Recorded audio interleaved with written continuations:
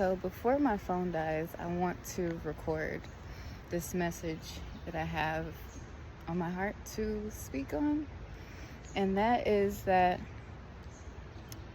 you hold a sacred language, just like all the elements hold this sacred language that we are able to tap into and receive messages within that sacred language. Whether it is through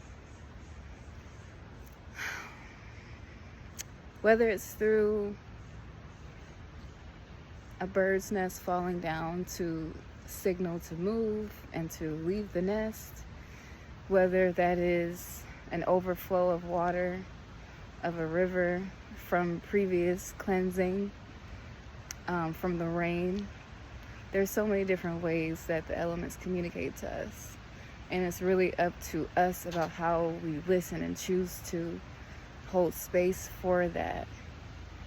And how we choose to understand the language better every day.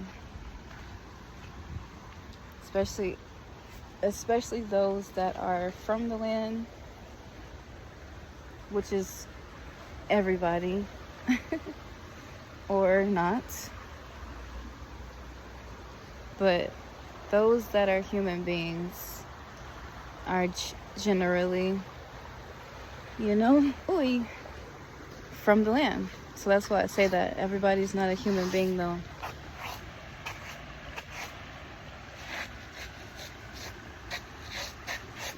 And all of these beings are not from the land. So in order to not get caught up in isms in the prism and to become imprisoned by your prism, I think it's important to look at your environment and to observe and to study your environment inwardly too.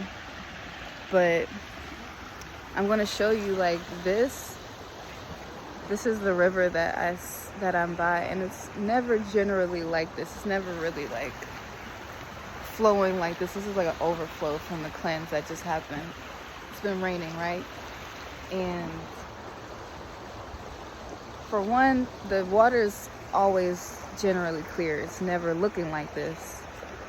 So, there's cleansing happening here, but also an overflow at the same time. There's an overflow from what has needed to be washed away. That's why it looks like this. So I think it's important to pay attention to your environment so you can understand what's going on in the inside too. Because as we are experiencing Earth, we're experiencing ourselves as well, and we are a part of this place, right? I'm speaking to those that, are actually a part of this place. And in the world, not of the world. In it.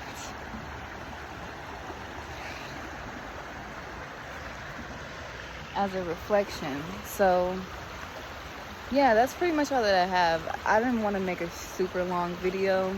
I really just wanted to speak on the fact that when you have the eyes to see, the ears to hear, the heart to feel, and the tongue to taste, all these different things matter. Mars and Taurus is teaching me to ground through all this fiery energy that's happening at the same time. Ground through my senses, ground through the strongest sense, and also working on the sense that's not as strong too. I think it's important to work on those senses to be able to tap into the languages and the language of this planet, the language of the earth, what the earth speaks, and how you can receive from that, how you can work on your intuition more, how you can work on your inner eye more as a sense, and be able to trust yourself, trust where you're going, trust your environment. So here's me, Asia, reporting live from my local river that I was gonna come be cutesy at, but then it's like, you know, sometimes shit's not cute. Sometimes shit is backed up. Sometimes things are overflowing. Sometimes you have to just really